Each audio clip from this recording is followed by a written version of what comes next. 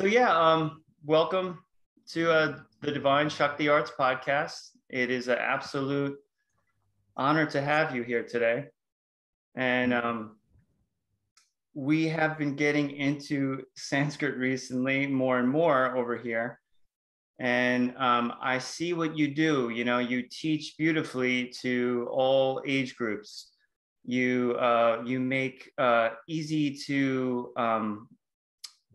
to integrate into your consciousness videos and cartoons that are Sanskrit based, and it just makes it very accessible to the common person. And so I really appreciated that, and so that's why I reached out to you, and I took this opportunity. So I see you're a Sanskrit scholar, teacher, and you've been serving the mother in Sri Aurobindo for probably a long time now, I see. So so that's very beautiful. But I'd say before I talk too much, I'd love to hear a little bit about you and what got you into I'd say spirituality in general, but just like a little bit about your background and kind of like what brought you to this place. Okay, so that's great. I mean, I'm happy that we got in touch with each other, and this conversation is happening. To talk about my entry into the world of spirituality, I would rather say I come from a family which is an Orthodox Brahmin family, which has all kinds of rituals of the Hindu tradition. Right. So right from our childhood, we all children in the family, so we grew up seeing this discipline, or strict discipline, that our parents, our grandparents who followed. Like, we have to get up at 4 o'clock in the morning. No chance. And it's a natural part of ours. I mean, no one complained about it. So the children were engaged to get flowers and for the puja, and then assist in the puja that will take place in the temple.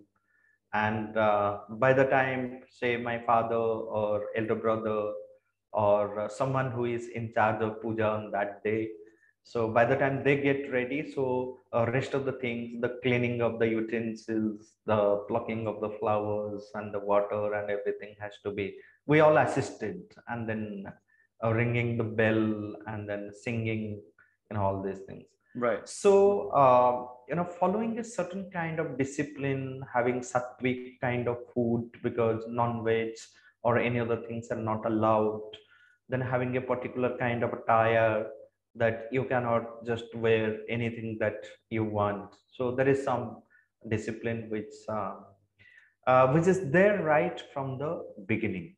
So it created certain kind of sanskar. Of course, it had its own disadvantage of getting bound to a particular discipline or particular system, which later, when I came and joined Sri Aurobindo in Pondicherry, Sri Aurobindo Ashram, where I was there for last 25 years. Recently, I moved to Delhi, NCR area, for a different kind of work. Of course, I'm based in Pondicherry. So, because that's what is my hometown. Right. So that's what I have to refer to and then go back always. Like, if I have to go to my home, so I'll go to Pondicherry, right? So wherever I am. Now, what happened here in Sri Aurobindo Ashram, as Sri Aurobindo has very clearly explained that his intention of establishing this ashram is not in any traditional sense of creating ashram, mutt or mandir, but here is an ashram which he called as a human laboratory. So where everyone has to put himself or herself into test. One has to create a discipline for himself or herself, a self-discipline. No discipline should be imposed. We grew up with an imposed discipline, which became a mechanical, habitual part of our life, but it was imposed. Okay, so we had to follow certain things. So that belongs to the old tradition, the orthodox tradition. So which we need to, which has its own advantage, but it also has its own disadvantage of getting bound, clinging to Right. the past. Right. So, which after going through Sri Aurobindo and the initial phase of living in Pondicherry also created certain kind of conflict in me. So, what to do to cling Mm. to this, what I had, or here there was a lot of pressure because a different energy which works there, different force Yes. which is there. So you feel uncomfortable with any kind of fixity, any kind of strict orthodox discipline, especially if you were in the ashram community. Right. So it happened that in a natural way I had to give up my traditional following kind of things. Mm-hmm. So it rather created more joy in me, more of flexible discipline in me. I can follow the same ritual but with a different attitude.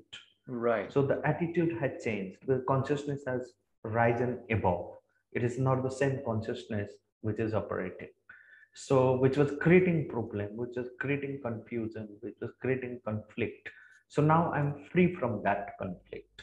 So here it was very clear that it is not certain aspect of life is religious or is spiritual, but all life is yoga.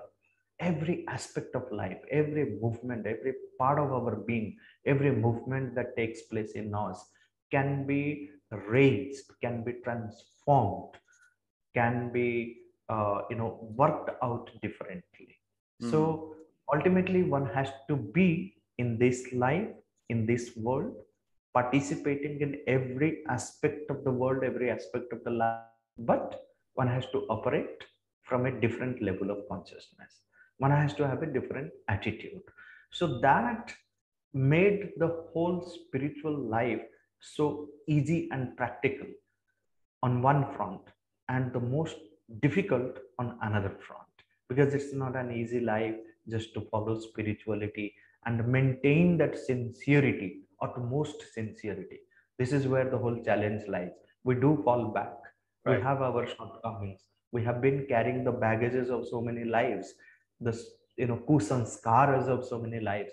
It takes time to rectify those. It takes time to overcome such shortcomings, overcome such weaknesses. Ultimately, the hope is given, the assurance is given that it will be done if one sincerely pursues, persists in one's own will. So this is where, so after coming to Sri Aurobindo and the mother, the real new birth has taken place. Although we are born to many lives or many higher lives, but the true birth into the spiritual life which took place when I came and joined in Pondicherry. So when I accepted Sri Aurobindo, as my entire being accepted Sri Aurobindo and the mother as my guiding force. Wow. So the discipline which we followed, of course, it was a long discipline which prepared us maybe for this moment, for this new birth. Right. Right. And I'm sure all that discipline that you went through growing up, it now is kind of transformed, I would think. And now it's a natural discipline that comes the spontaneity of your being is guiding that discipline rather than a structure which may have helped you in the past, but now it's you're just pure discipline is there without the structure. Right. Yeah, it's amazing.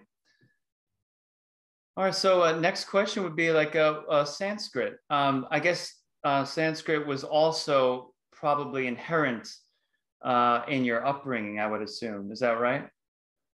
Yes, absolutely. Yes. It is, like because it was a part of the family tradition, a lot of mantras, a lot of shlokas, prayers, and the puja. So, because the ritual was an integral part of our family tradition.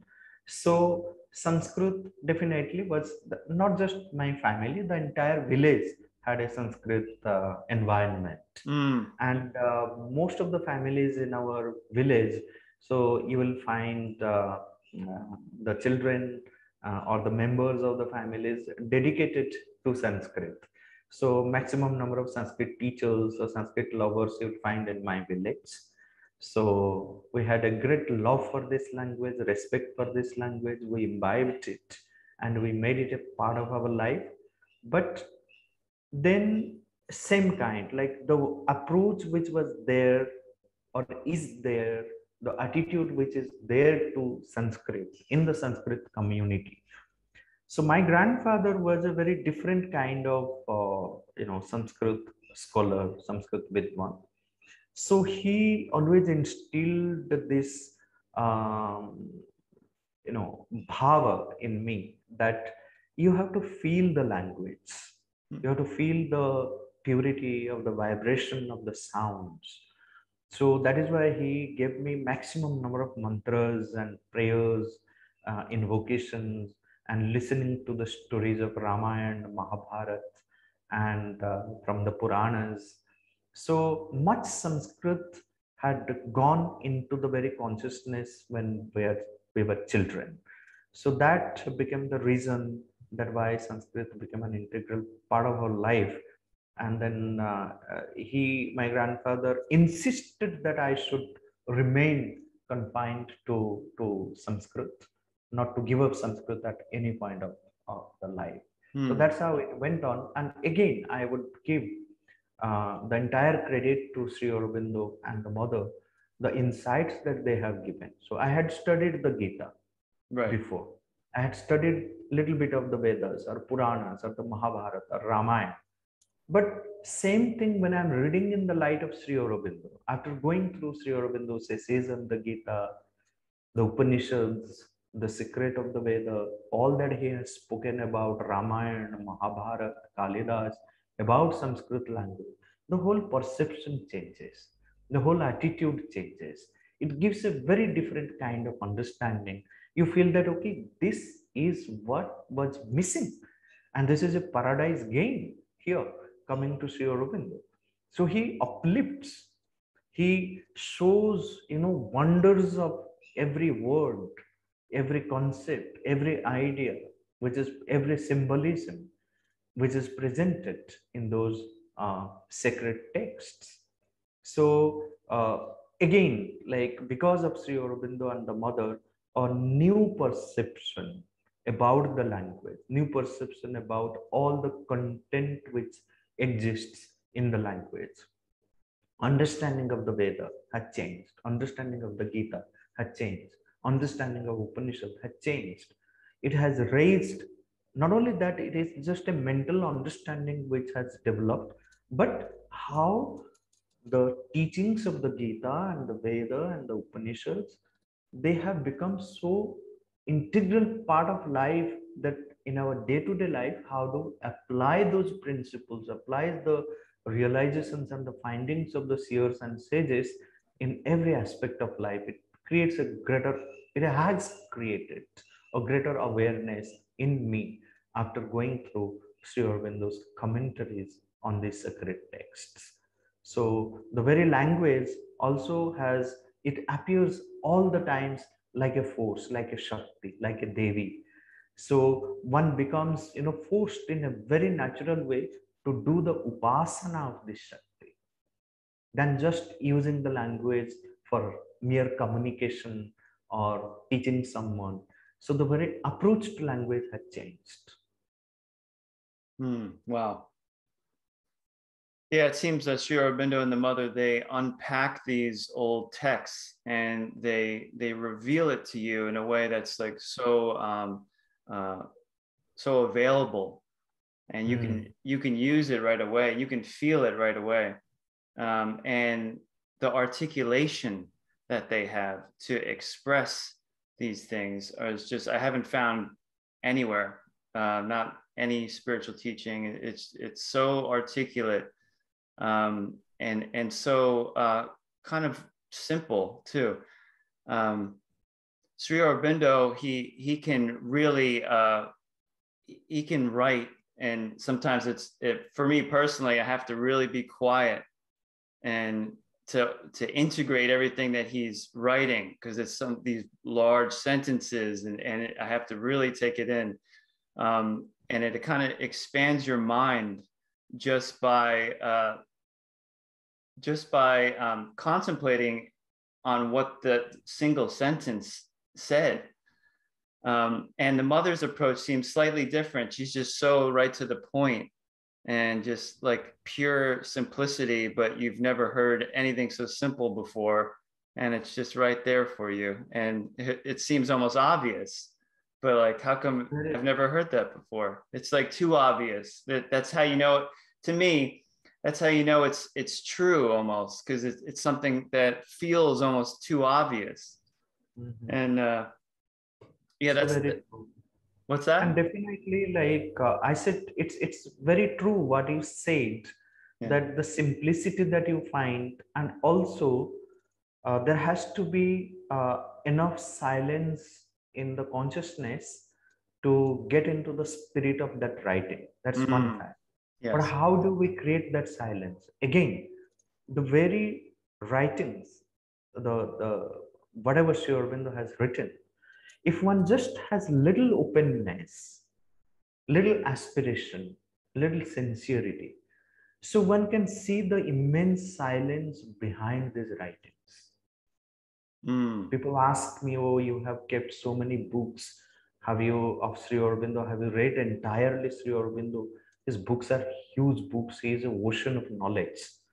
So I said, I don't know whether I will be able to read even one of his books completely in my lifetime, though I have covered some of his books, but it is just, glancing through, I can say, even though I have gone letter by letter, but still from an ordinary consciousness point of view, it is just glancing through. So to get into even to the spirit of a single book, it will take lifetime. But those books, I say that I feel the presence of Sri Aurobindo, presence of a silence in the presence of those books. It's not necessary even to read, but to be in the presence of those books, just in front of you, right, is something so beautiful, so grand, one could feel. So it depends upon how much openness we have for getting into that. They prepare. That openness prepares and then brings the necessary silence, which can help us getting into the spirit of that teaching. Yes, absolutely. So next question, I guess, or thought is just on Sanskrit itself. And I wanted to know your thoughts of the language, like Sanskrit. Say one is studying Sanskrit. Do you think naturally that they would start to lean into spiritual tendencies from just studying, say, from a pure academic perspective? I've always thought about that. Like, does it have that pull in the language? Because I've heard some things, and I wanted to know your perspective on that. Yeah. See, for example, everyone who knows English. Okay, let's talk about English. Sure. So, Sri Aurobindo has written all his things in English. Right? Right. So the one who knows English and then comes to Sri Aurobindo, this language has a different impact on the consciousness. Right? But merely knowing English is not making someone spiritual. but what kind of writing you are coming in contact, and with what attitude you are approaching that writing, those Mm, writing, that language. Same happens here in Sanskrit also. Though the language, the design of the language right. has something very beautiful, something very structured and deeper philosophy. The natural laws and processes have guided its growth, its origin, its birth, its growth, and have been guiding. Yet, one has to have a conscious approach in learning, in approaching this language, Mm, in dealing with this language. If merely, I mean, one can just rote learn many mantras, many shlokas, one can be fluent in the language, speaking, but it will hardly have any impact on the consciousness unless and until one has that attitude. You can find there are many people who have been speaking Sanskrit fluently, but it has hardly any impact on their character, their personality, their consciousness, because they're using the language for a certain survival purpose. right. But there may be people who know very little Sanskrit, but whatever little they know, it is because of their attitude, how they have approached. It has had entirely a very great impact on them. Mhm, So right. it all depends upon the user of the language. With what attitude one is using the language, for what purpose. There has to be clarity of purpose. There has to be sincerity in the approach. There has Right. to be awareness and consciousness in the matter of using the language, dealing with the language. Then this language has immense things to offer for one's inner spiritual growth. Mm, makes sense. Kind of like most things, your intention and your aspiration will determine the whole outcome.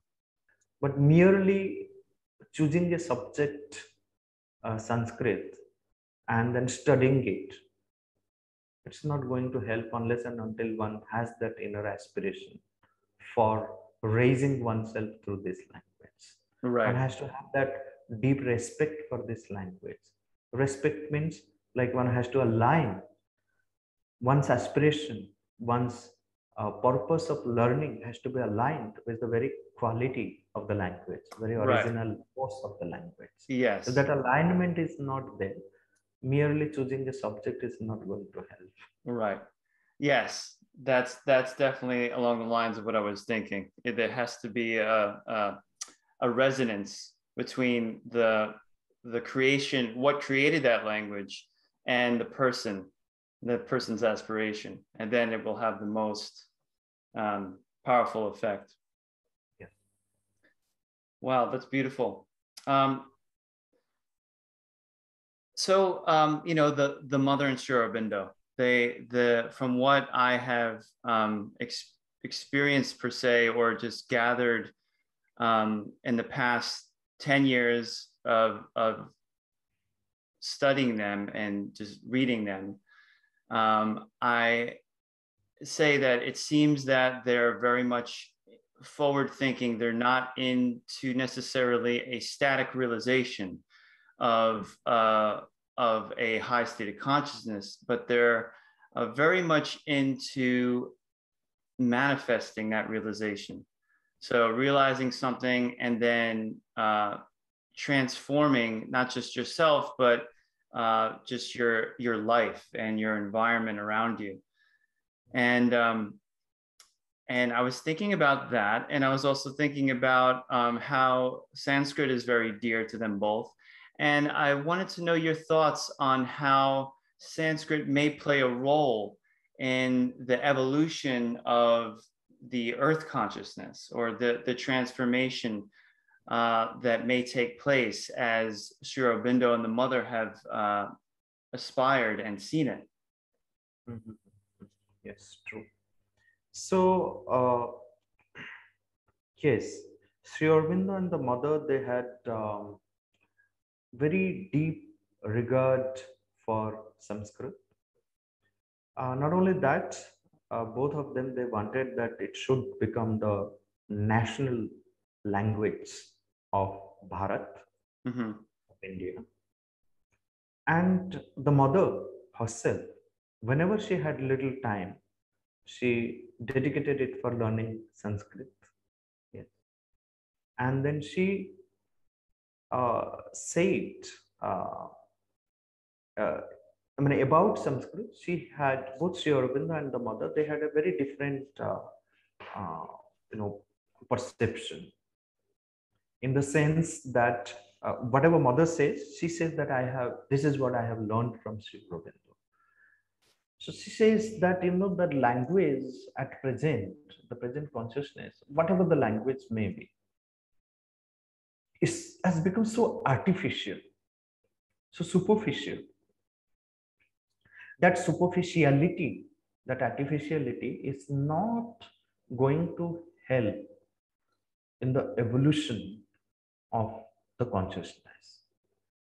So the humanity needs to get rid of that superficiality and artificiality, especially in the matter of using the language.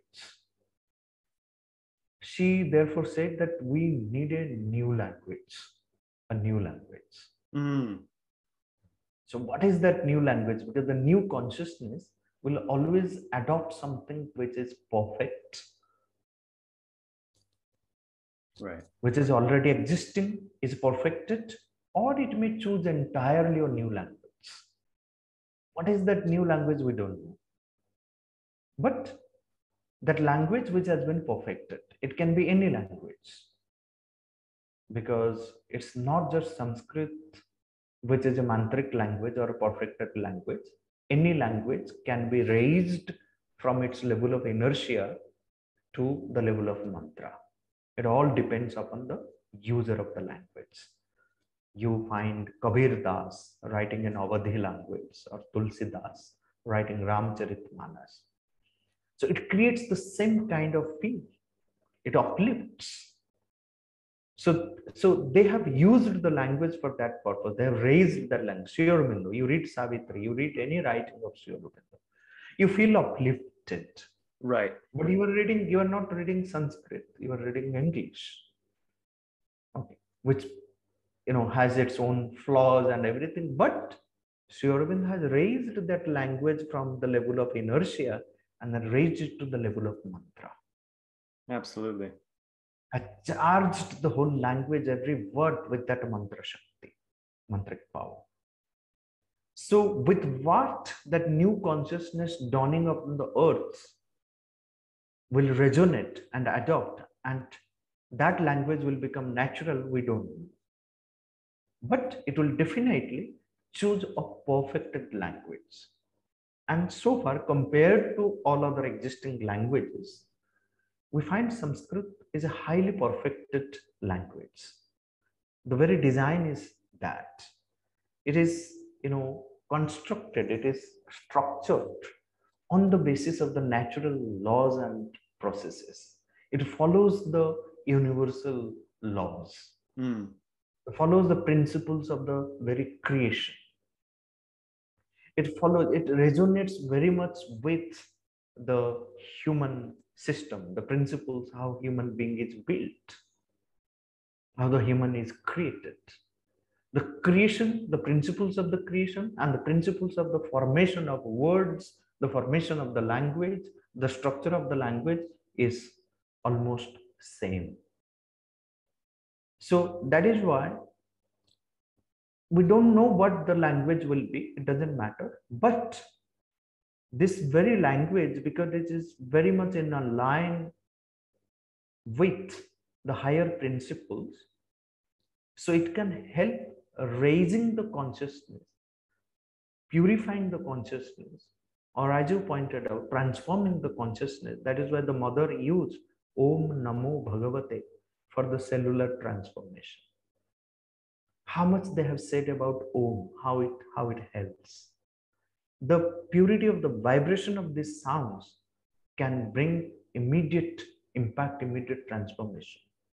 purify it. But one has to approach, one has to have that attitude in using this language. It's very simple, it's extremely simple. So the language becomes simple when one aligns with the very design of the language, very quality of the language. And in Sanskrit, it is so profound, so sublime, so pure, so perfected that each and every word, not just each and every word, every sound in Sanskrit, the fundamental sound in Sanskrit is conscious of its own existence, conscious of its own history. It reverberates with the realizations, experiences which are behind the formation of that sound. And it knows that. So by tuning oneself to the tune, the original rhythm and force of the sound, one immediately gets into the experiences which that sound represents or which that symbol represents. So the Shakti that the sound carries becomes a part of our consciousness. So that's how Sanskrit helps in raising our consciousness to a higher level, step by step. Then language becomes simple. I'll tell you that if I do not understand any concept, any idea, which I find it's becoming difficult, my first thing is let me translate it into Sanskrit. So the very process of translating the idea, the concept into Sanskrit brings so much of clarity. Wow. Sanskrit speaks in a clear language, which is self-explanatory, clear, transparent.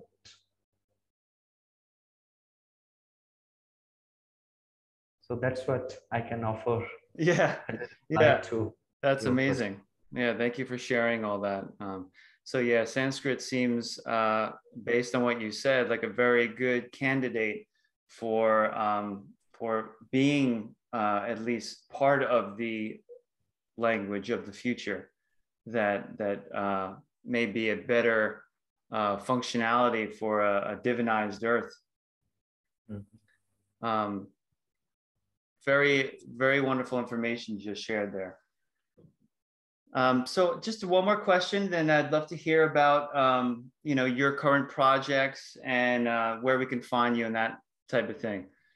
So this is a art, music, and spirituality based podcast. So I wanted to hear your thoughts on maybe how Sanskrit may play a role in arts and how it may play a role in music. Of course, we've all heard some things, but any thoughts of yours of the music and art of now in the future that you feel it could inspire? Okay. So Sanskrit, this is what is my experience with the language, that it is not that it will help in music or it's an aid in music or has a role to play in music. Sanskrit is music because it's all about rhythm. Music is all about rhythm and harmony and beauty. And that is what you find in the design of the language. Here, chandas is at the source of everything. And Sanskrit is so rhythmic, so highly rhythmic language that you can almost say, though it will sound little exaggeration, 95% literature in Sanskrit is in poetry. Poetry is so natural to this language. Rhythm is so natural to this language. You just speak anything, it sounds like poetry. It sounds like music. It's music to the ear because it's so full of rhythm, that chandas. And chandas, when we say, the metrical patterns are just a small part of the idea of chandas. Chandas is that universally or harmoniously rhythmic movement when it wants to manifest through any medium, if someone is a poet, when it manifests in the form of language, it becomes poetry. The same rhythmic, harmoniously rhythmic movement can manifest in the form of body movement and it becomes dance. It can manifest through an instrument, it becomes music. It can manifest through the stroke of a brush of an artist. It becomes a beautiful piece of art. The same harmoniously rhythmic movement can manifest through the chiseling of a rock by a sculptor, and then it becomes a beautiful piece of sculpture. You cannot think of sculpture without the chandas, cannot think of music without chandas, cannot think of dance without chandas, cannot think of drawing, painting, nature, everything that exists in the nature, the crawling of the insects, the flying of the birds, the waves, your heartbeat, your breath, your pulse, everything is filled in with chandas. And Sanskrit is so full of chandas. And when you come in contact with, it makes you the best artist, best musician, best sculptor, best architect. Stand in front of a temple. Look at the whole architecture. Look at every sculpture there. Can't imagine what kind of brihat, the vastness and silence it creates in the consciousness. That is what is the role of art, music, dance, culture, architecture, the language, that it must lead us from that limited consciousness to the vast consciousness. It must connect us with the original music of ours, original rhythm of ours. It must help us. It has immense potentiality to help us tune ourselves back to the original rhythm which we have lost because of our association or clinging to the external consciousness. So that is where it is not just the art, everything is linked with everything when we concentrate on the fundamental principles of the chandas.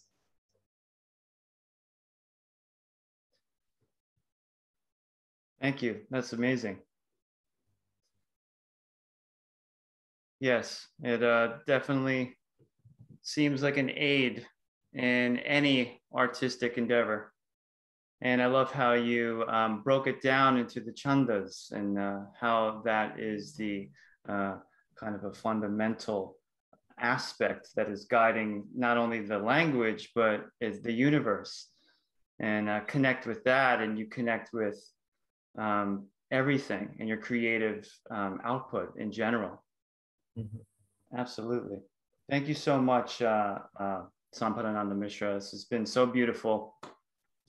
I'd love to hear about your current endeavors. Like I see that you're teaching a course or two. There's one on Sri Aurobindo, and it seems like you're always teaching Sanskrit in one form or another.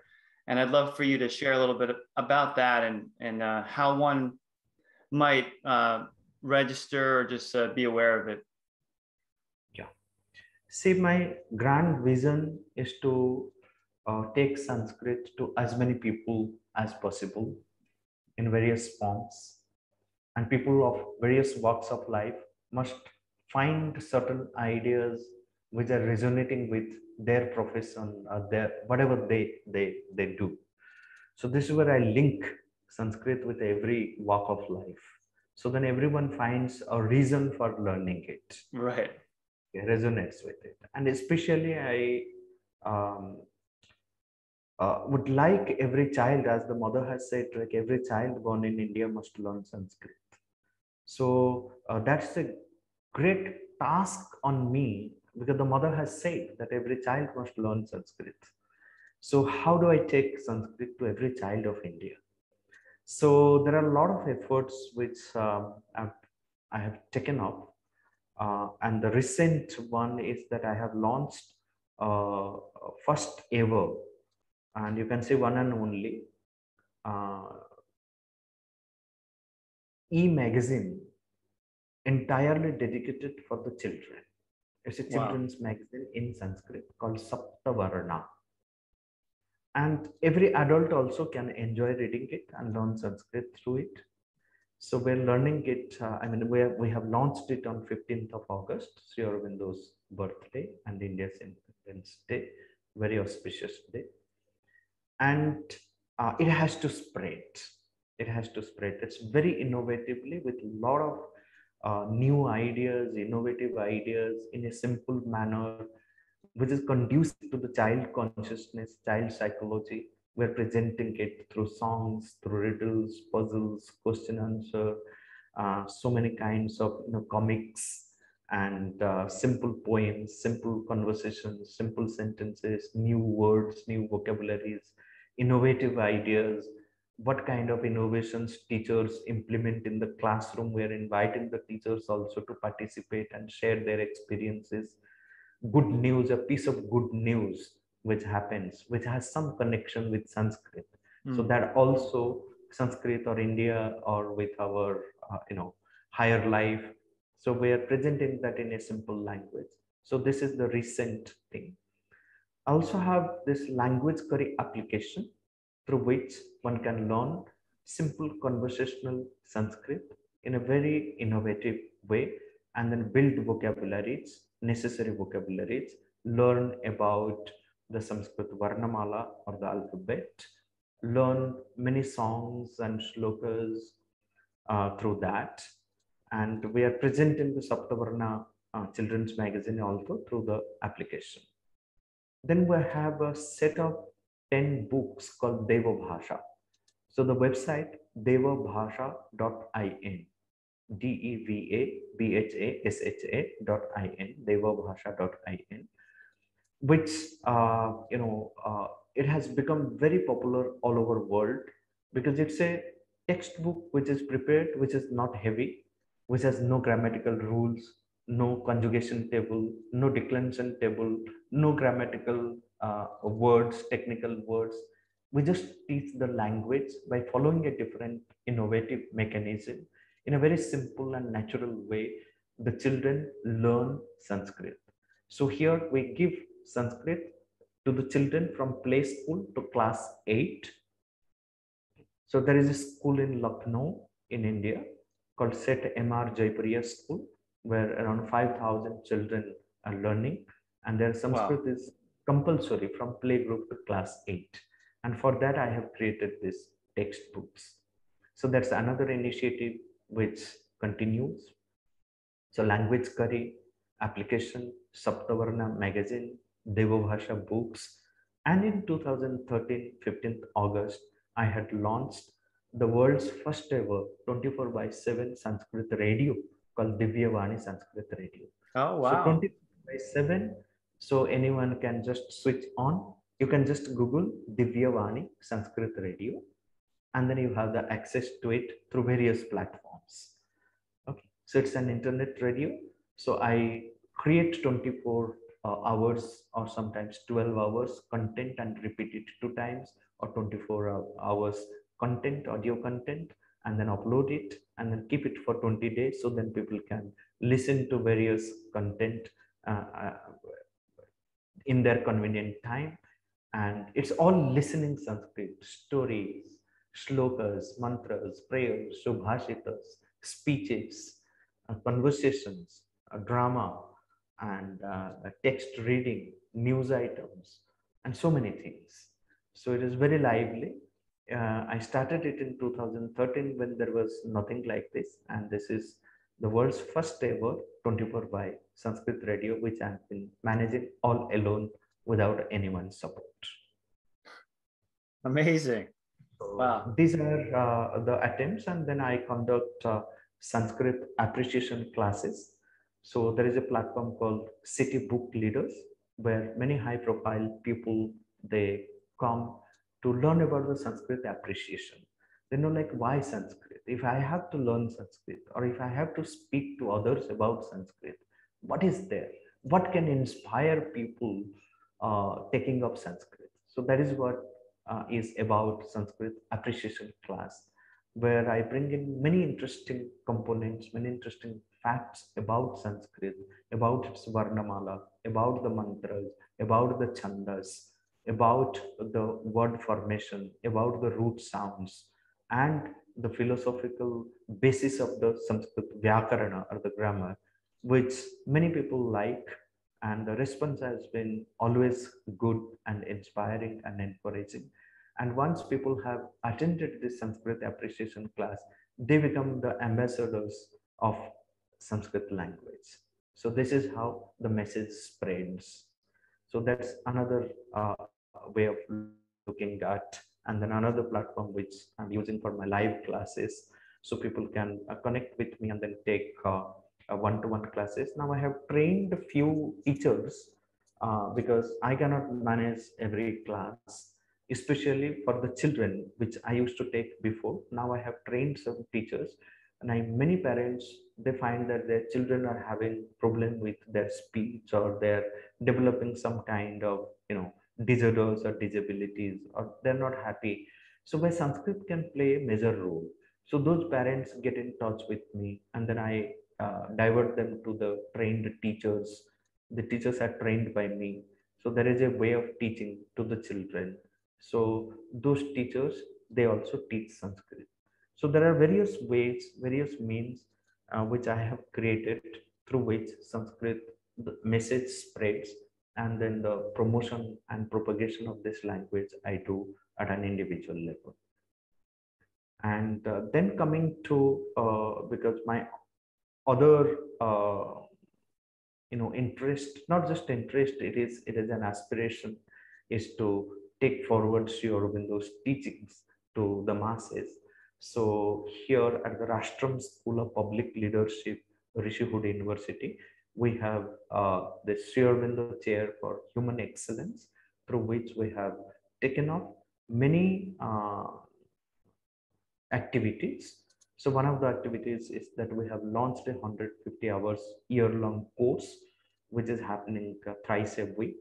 It's online, and then module-wise, people can subscribe to it, or the people can take annual subscription, which is very, very reasonable. Yet multiple facilitators we bring to teach Sri Aurobindo.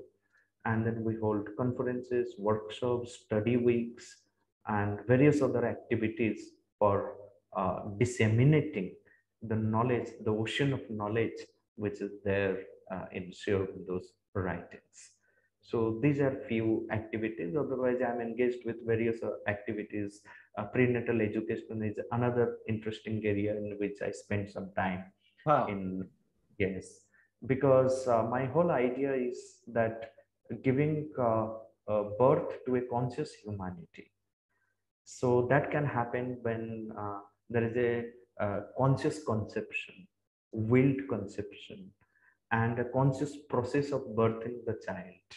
So it entirely depends upon how the parents, uh, the would-be parents, their attitude, their psychological conditioning, their emotional, sensational conditioning, how even the outer environment that they have created or in which they live when the baby is inside the womb, everything has an impact on the baby. So the real education begins not after the child is 1.5 years or 2 years, but much before the child is born, right from the moment of conception, even much before that, the education begins. So that is why the child is just an extension of the consciousness of the parents. So that is why the child is called Santan. Santan means extension, extension of the consciousness of the parents. So if we educate ourselves, it's a twofold education. Twofold education. So when this inner education takes place, then everything goes well. Everything goes well. And then we have a very different consciousness which is expanding. So it is not just giving birth to the children like the animals do, but it is manifesting a soul. Right. So what kind of conscious process or education is needed? So that's what is another core area of mine, or interesting area of mine, on which I spend some time in propagating it, speaking about it, conducting workshops, seminars, conferences, and various activities under prenatal education. Very The exciting. spiritual dimension of it, the spiritual dimension. Right, right. I'm going to share this with my sister because she's due in about 6 weeks, something like that. Oh, okay. And, yeah. And she's in our spiritual community, and we're thinking about that. I mean, at least I am, how to, right from the start, naturally have this child form the qualities that the spirit would give. How would this being integrate Sanskrit from an early age? And I'm sure it would be very easy if it came just from the child's birth. It would be not only very easy, it would just be natural. And what a blessing that would be. So I think about these things. So I'm glad you brought this up, and I'll definitely share this with her. And I hope some of the listeners too could take some benefit from this if they're thinking about having a child or are about to have a child. So that's very beautiful. And it seems like you're tirelessly working over there with promoting Sanskrit, with everything you're doing. And I definitely commend you on all of that. It's a very beautiful work. And you make me feel like I wish we could have that here in the US. I think maybe it's a little bit more available in the mind of many Indian people, because it's an inherent language of India. I mean, it's the foundational language, so it comes perhaps a bit more naturally. But I'd love to see that happen in the USA.